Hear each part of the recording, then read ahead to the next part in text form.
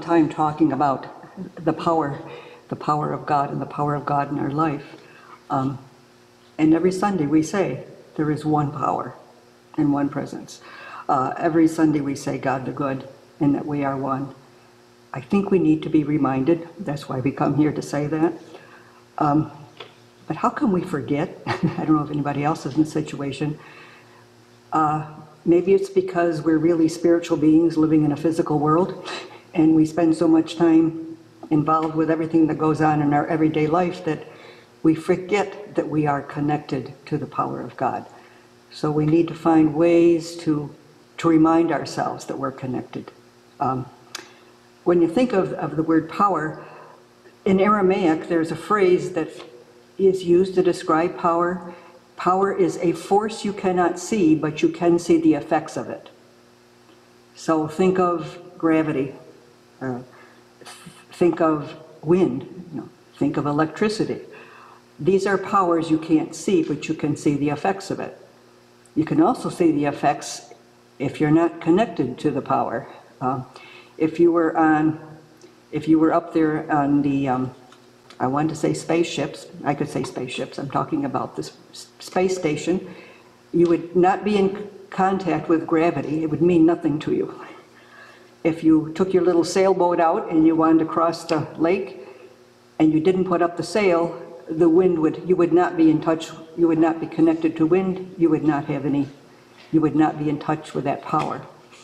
You go to turn on your electric light and you turn the switch and nothing happens, maybe you didn't plug it into the source. So it's kind of find ways of remembering, power means nothing unless we're really connected. I think we find ways to stay connected through prayer, through meditation, through spiritual reading, because every once in a while we forget. And I'm seeing that when we come together Sunday morning, that's what this is about. We're here to remember.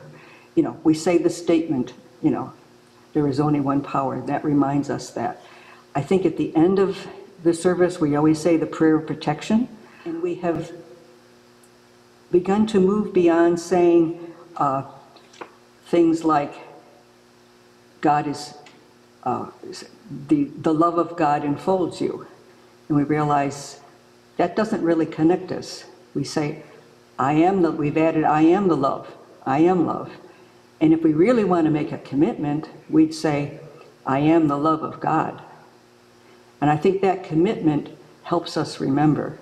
So we are moving on in terms of saying the prayer of protection and realizing we need to commit to the power, we need to commit to the love, we need to commit to the presence of God in our lives.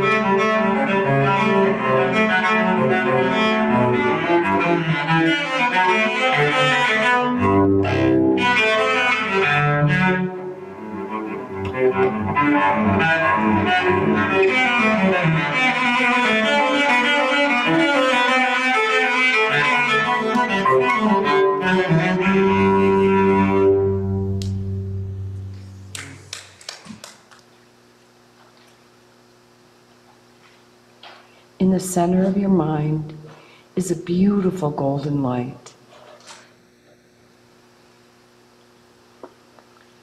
With every breath, the light expands until it fills all the parts of your being.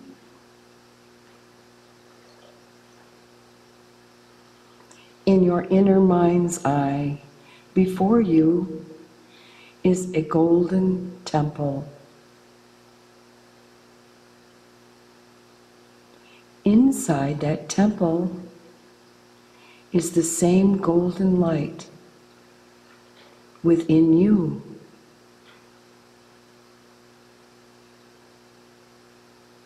Go there now.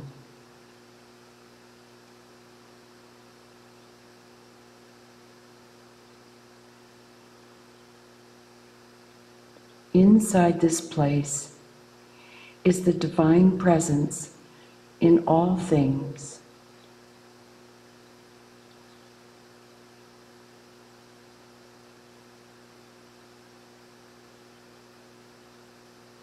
The power of our words is one of the gifts from the divine presence. And when we are aware of that power to uplift everyone and all things in this world, we are in alignment with all good.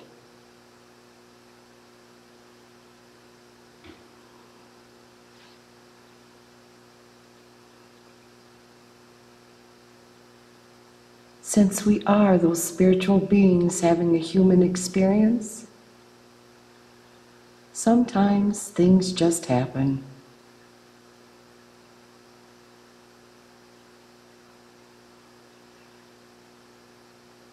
We don't have to be concerned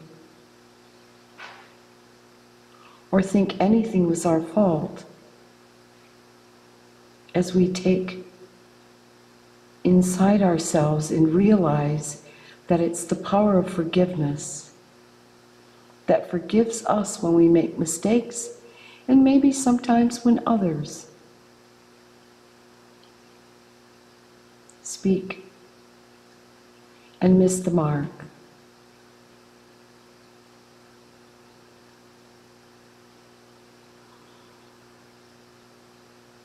The great gift that the divine also gives us is where we question.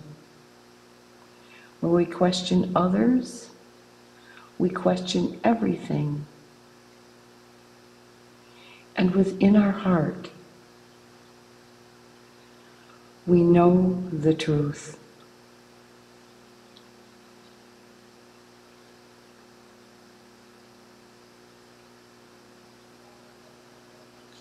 In great gratitude, we come here in this special place.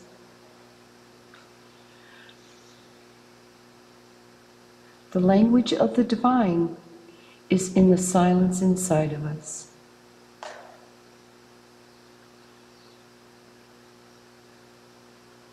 Let us go there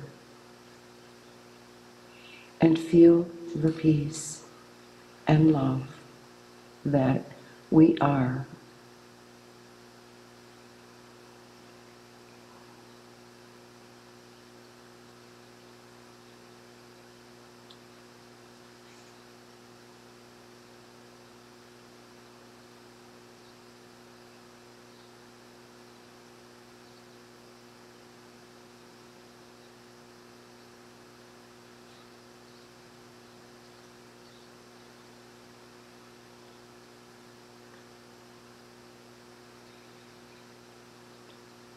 Through the power of all good. That's how we find our best self. How we manifest our grandness here. How we become a living presence of the divine to uplift all that we meet and greet.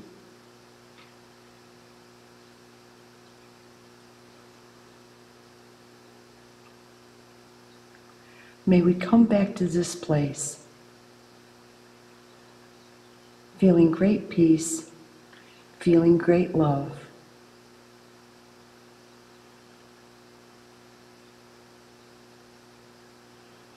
We are all one. Namaste. Good morning. My name is Jack Choate. I've been a member here at Unity Church for 18 or 19 years. I think it was 2002 when I first became a member after about a year of attending here. My topic today is the Four Agreements.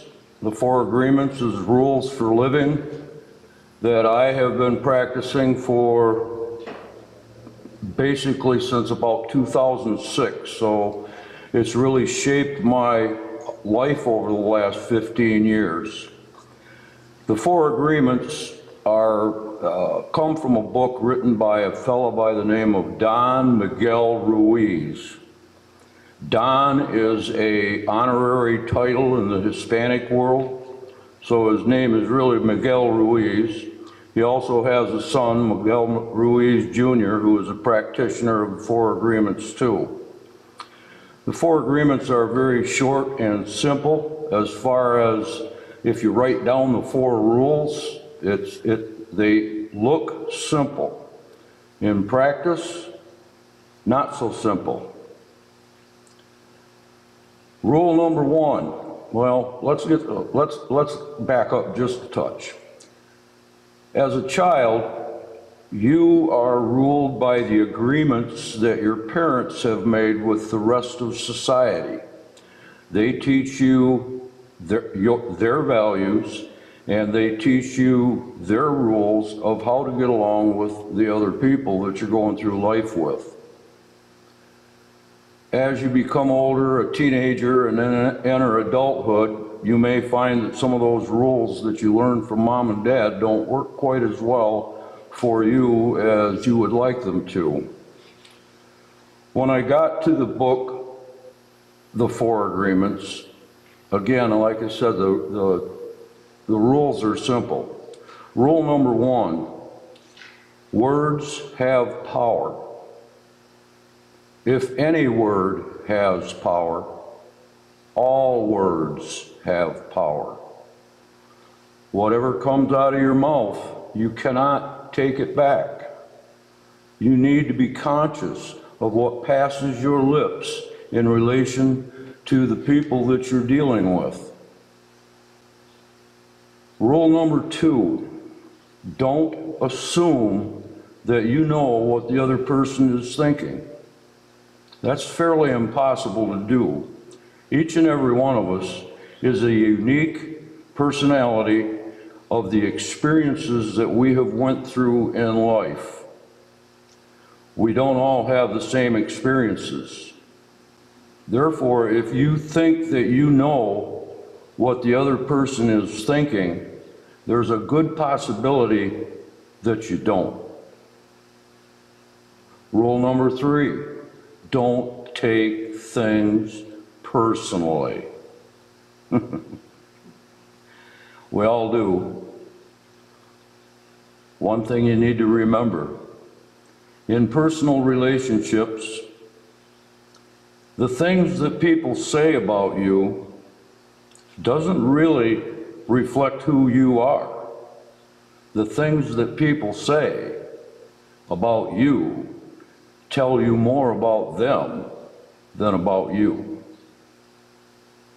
And rule number four, always do your best at whatever you are trying to accomplish, knowing that from one day to the next, even from one moment to the next moment, your best may not always be quite up to snuff.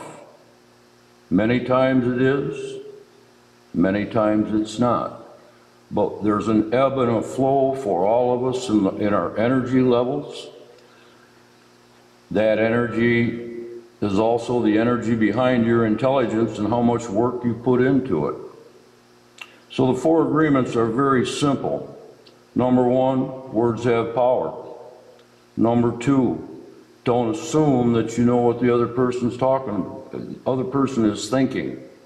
Number three, don't take the things that they say personally, because it's not about you, it's about them. Number four, always do your best that you're capable of at that time.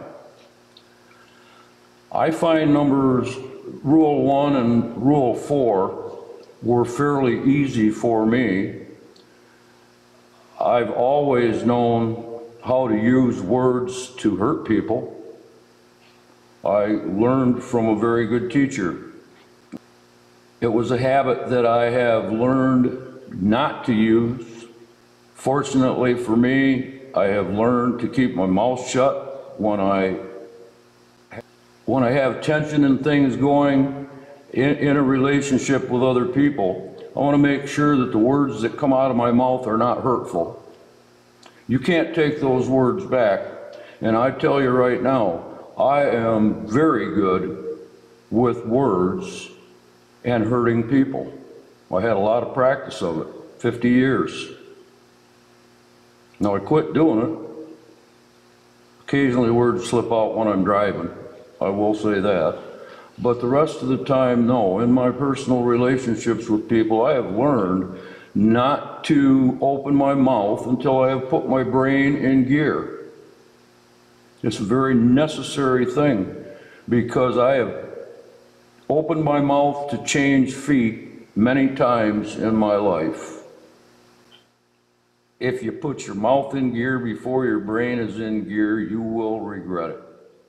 Number 4 has always been easy for me because I am a competitor. I've always been a competitor at almost everything that I've ever done. So I know how to put my energy into accomplishing the goals that I am seeking. Actually, that was one of the things that I was involved in when I first got involved with the 4 agreements. I was trying to change the way that I related to the rest of the world. I was a person that used violence or the threat of violence and intimidation. Why? I liked rolling around on the ground. If you made me mad, I could hurt you, take you down on the ground, and that's not, that's not who I wanted to be. But it took me a long time to get to the point where I could make the personal changes that I needed in the way to get along with the rest of society. The third rule of not taking things personally is actually, for me, it's an intellectual exercise of understanding that what comes out of that other person's mouth is a culmination of their experiences in their lives.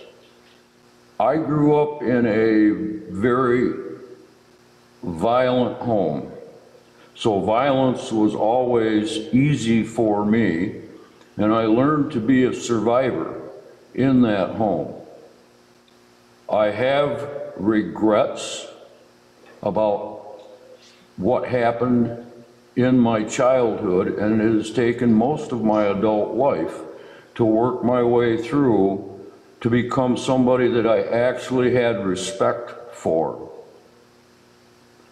I know all my dark places. I know the evil thoughts that used to go through my mind. One of the things that Jesus talked about in the Bible was to learn to control your thoughts. Your entire world is dictated by what goes on in the 5 inches that is between your 2 ears. We talk about, in unity, we talk about creating our own world. That's what you do. Each and every one of us creates our own world in between those ears. And how you think directly affects the way that you interact with the rest of the world. A very big part of what helped change my life was learning the difference between creating with positive energy and creating with negative energy. I was highly skilled at creating with negative energy. I was pretty good at creating with positive energy. Once I learned the difference, that made a big change for me, because what really happened is that I never, since I've made that decision, it has not failed me. I have not created with negative energy. It makes it so that I really feel like I do not have to apologize for anything that I have done since I made that commitment, because nothing that I have done since I made that commitment has been created with negative energy that got out of my body. That's not to say that I don't have negative thoughts. I do. I do not dwell on them. I recognize it immediately that I can't go there. It's a place I never want to go to again. Now, like I said, I've been practicing these 4 agreements for at least 15 years, and they have made one heck of a change in how I get along with the world and how I feel about myself especially. I'm here to tell you that if you don't learn to love yourself first, you cannot truly love other people. I was so amazed at how much love that I actually found in me that I did not really know was there when I was a victim of my negativity. And now that I don't practice negativity at all, it has made my life so much more comfortable, so much more fulfilling. I am able to live a life that I feel is very rewarding. And basically what it has come down to is the very simple fact that you are who you think you are, but you have to do that thinking with discipline and some structure. I found the 4 agreements were a structure that I could follow because I could understand the rules.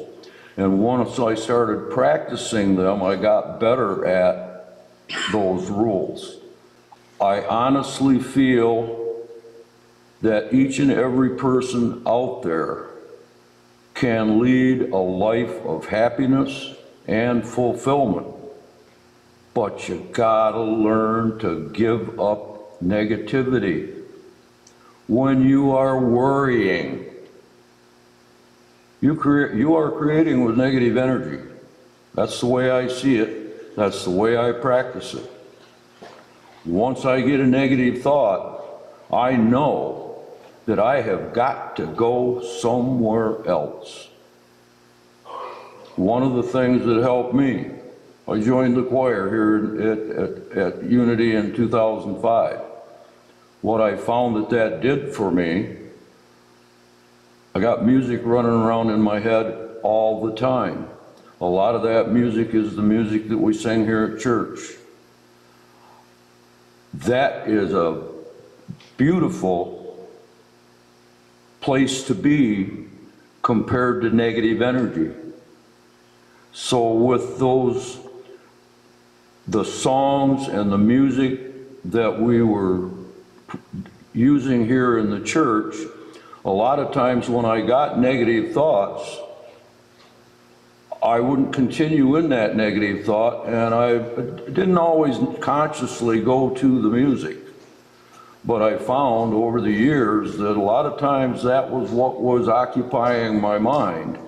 And I would much rather have my mind occupied by the music of harmony than to have my thoughts dwelling on something that I considered to be negative or bad. The terms negative, good or bad, basically can and do change over time. How many times in your life have you been involved in a situation where you were under a great amount of stress in dealing with some incident that has happened in your life with other people?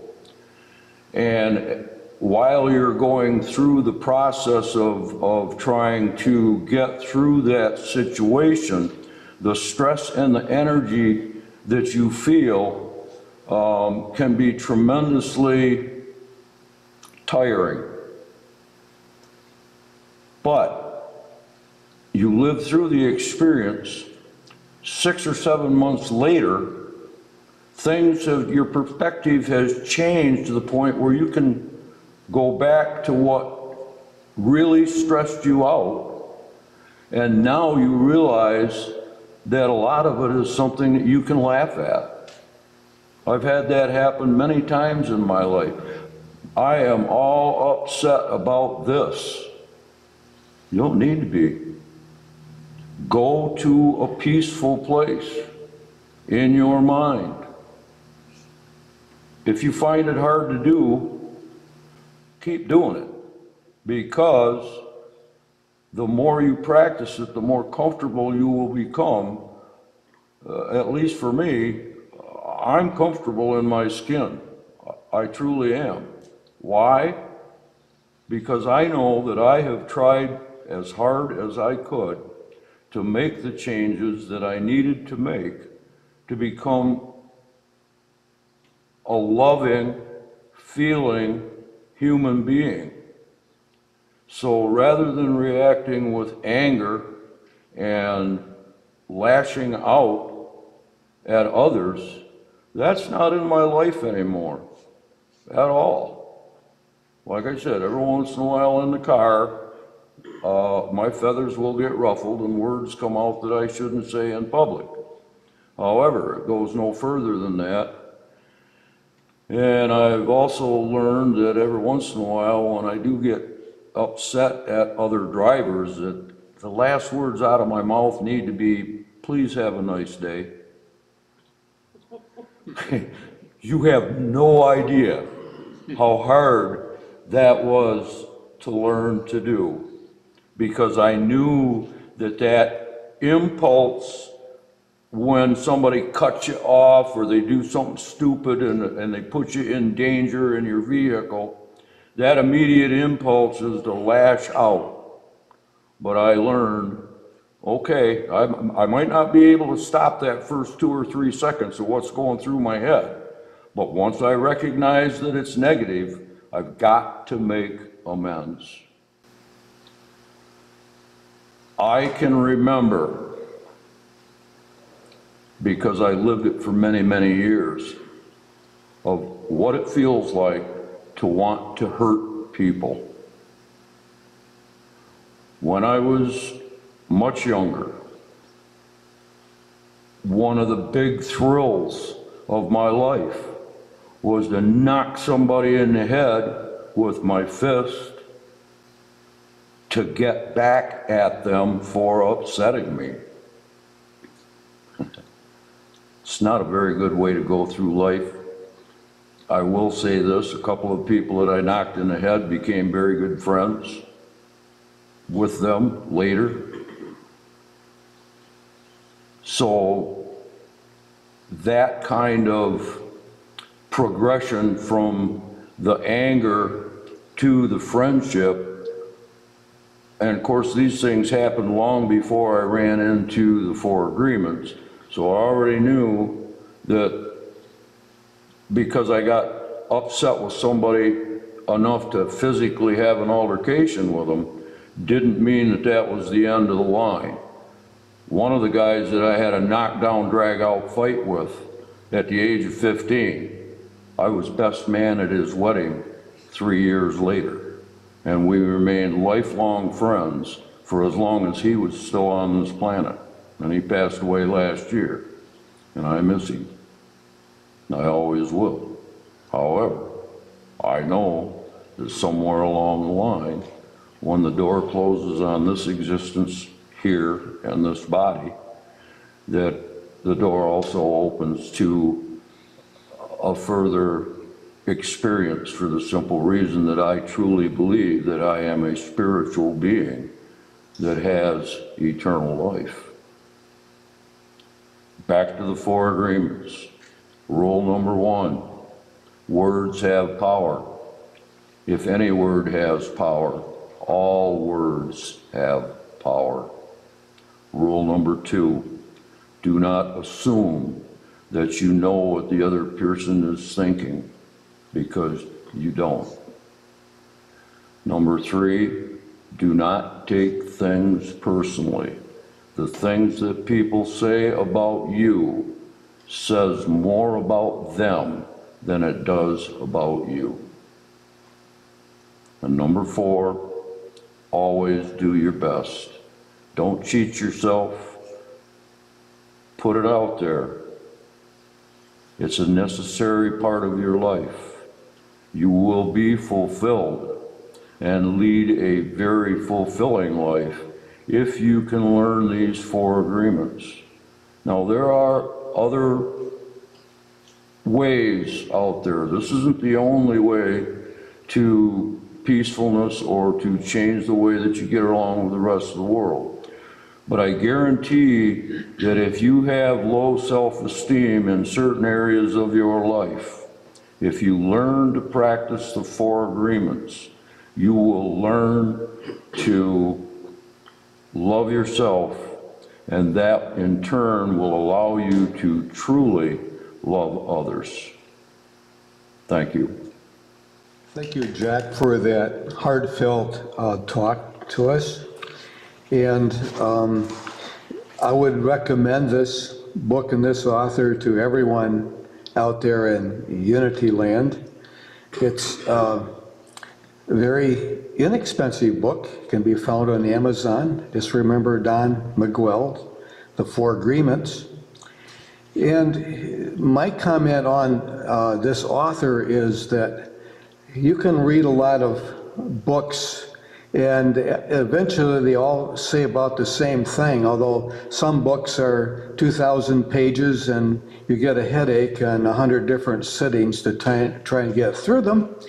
And then there's one book like Don Miguel is that I'm impressed with his genius, the ability to bring complex thoughts together in 4 very simple statements that on first they sound very simple, but as Jack mentioned, his experience is to put them in practice and bring them into your life is the difficult part that requires a lot of personal work. So at this point, I want to say the service is open for anyone who would like to share, and ask everyone on Zoomville to unmute themselves. And people here in the church, raise your hand and the mic will be taken to you, or you can come up here and sit with us in the high real estate area and come up in front. We do ask you stay focused on the subject matter. We ask that everyone be mindful of the sharing time so everyone can have a chance to contribute. Who would like to be first? Well, I took up the, I see a hand in the back, but I have the mic in my hand, so I'm going to speak first. I really, really enjoyed your talk, Jack. And I guess it was so odd because as I was coming here in the car today, I was in a kind of spacey place, and the thing that was coming to me was kindness and joy. And I looked at that as an ideal of intention. And it was interesting how everything that happened here today turned out to be kind of joyful. And for that, I'm very grateful. And I also think of the 4 agreements remind me of the only law that Jesus said. And the law that Jesus said was, as you do it unto others, you are doing it unto me. If you do it unto the least of your brethren, you're doing it unto me. The thing we have to realize is that me is in us. The Christ consciousness is in us. So we're doing it to ourselves and to that Christ consciousness. And that was, the 4 agreements says it in a way that's, as you say, is so easy to understand. Okay, I'm going to pass the mic.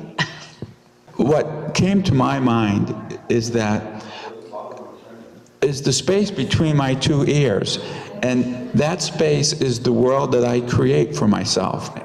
And when Jack mentioned that, that really rung a bell in my head, that the space between my 2 ears, and when I'm feeling good because I'm planted a thought in the space between my 2 ears that feels good, it's a personal experience.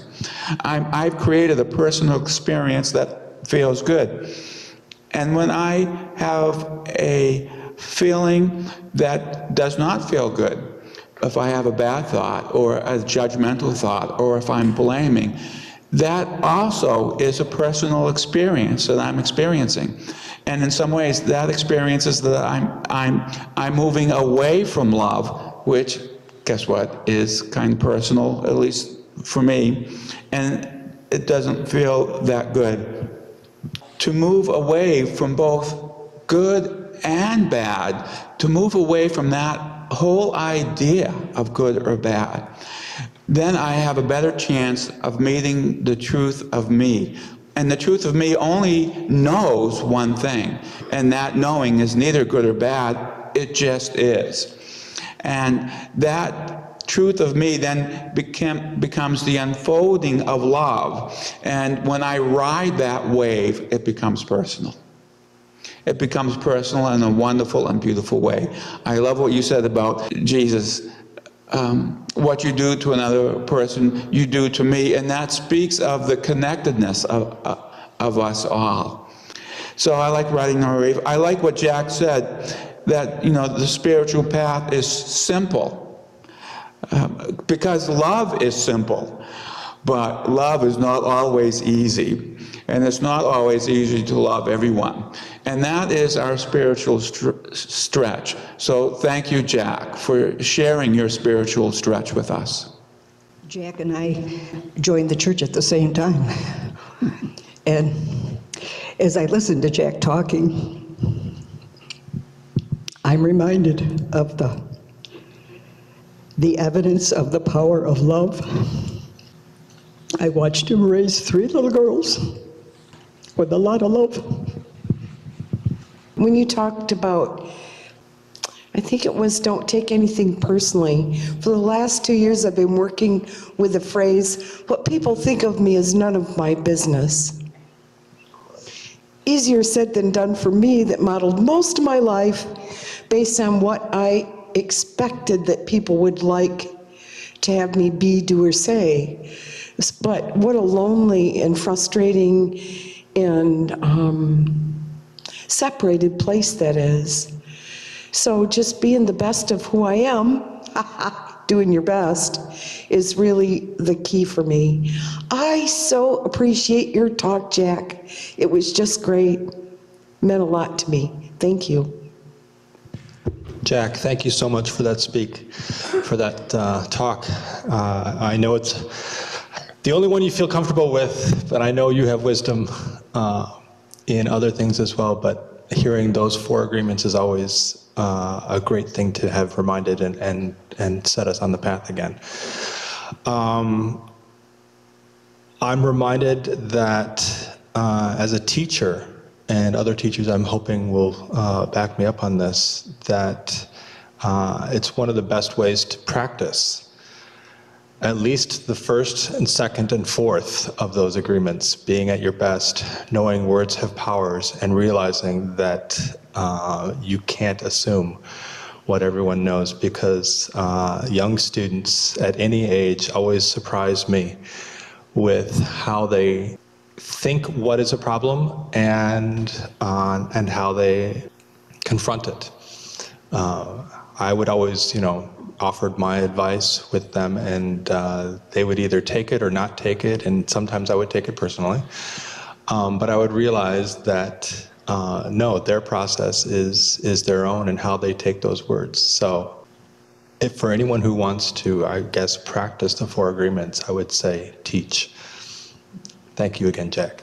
Jack, I wanted to thank you so much for your speech and sharing with us your interpersonal experiences with it. What I have learned for myself is that when someone bothers me and I take it personally, yes, you're right. What you're hearing is more about them than you. But I also have learned that I have to look into myself as to why they triggered me in the first place. And you're right. The more you love yourself and the more comfortable you feel in your body, the less you feel triggered by others, because it really comes down to how insecure and how uncomfortable you are with yourself. And thank you so much. I just remembered that there is an audio book of the Four Agreements, and it's narrated by Peter Coyote. And I think I have it in my iTunes, so I'd like to listen to that again. And also, when I get angry with other drivers, if I send out curse words, I will sometimes go cancel and then send them a little blessing that they reach their destination safely. Colleen is a fabulous artist, and she does a sketch when the speaker is in process, and she would like to share a few thoughts now and her drawing with us. Here's Today, I started taking inspiration right away from Pat when she started to express the power of God as like wind or gravity. And so I started to draw these intersecting lines and wind kind of lines. And then as I listen to the speakers, I am kind of adapting, and to me it kind of turns into a story. And it proceeds, but I'm really pleased with what happened today. Now, where's our camera? I'm going to hold that up to the Yeah, to me, the drawing has a lot of, motion. the drawing. And actually, now that I look at it, I can see, as Jack talked about, 4 powers. It kind of has 1, 2, 3, and this is a power here. So it kind of would illustrate that. I wrote it, everything you said down about the 4 powers. This is the second time I've heard you speak about it. And I can see how simply it can be applied to life, but not always easy. Sometimes you got to back up. I remember things my mother said, like if you said, damn it, she said, why would you want to do that to yourself? Why would you want to damn anything around you? So I don't say it. And if I do, I kind of excuse myself, please, sorry. Because you don't want to bring that. Like you said, words have power. So, why put out that energy? And I learned that from my mother, who was deep down unity in her very soul. Thanks. Could you read what you drew? Oh, well, you started out with one power, one presence in the universe. That's part of our thing. We are all connected by the power of God. That was another thing. I am the love of God. So that we are each, we're like little magical beings, if you think about it, and you start using it. I find more and more, if you present yourself in love, in anything, great things will happen. I had great things happen to me this week. I got invited to do an art show, and I was like, wow, if I hadn't struck up a conversation here, I would never have met this woman, so it was, it has, things to reap.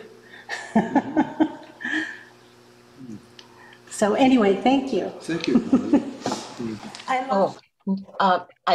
I just wanted to mention to Pat, I loved her about how connection works, with the sailboat and the wind, plugging in to connect with the power. It's unseen, but so powerful. Thank you, Pat. And we each have to find our way and how we stay connected, be it music, reading poetry, reading the 4 agreements. But thank you. We will finish together singing the peace song and saying the prayer of protection.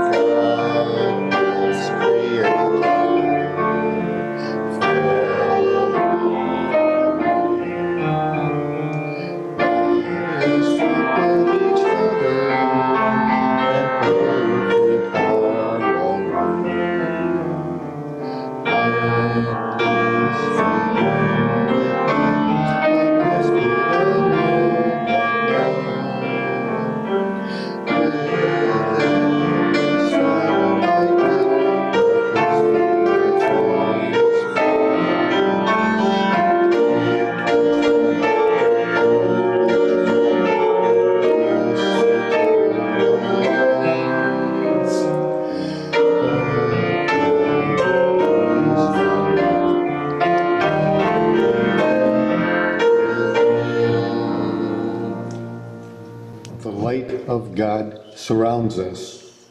I am the light. light of God. The love of God enfolds us. I am the love of God. The power of God protects us. I am the power of God. The presence of God watches over us. I am the presence of God. Wherever we are, God is.